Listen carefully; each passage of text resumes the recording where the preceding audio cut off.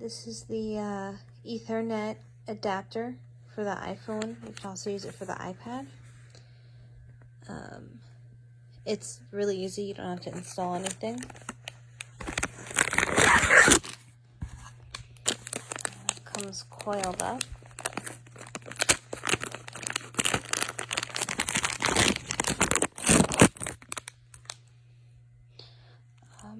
The wire feels really nicely made. It's sturdy.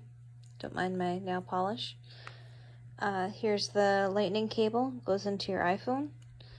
And one side goes into a USB, and the other side has a normal Ethernet.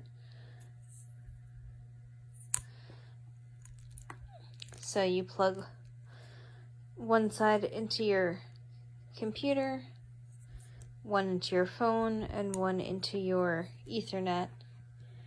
The installation guide is here.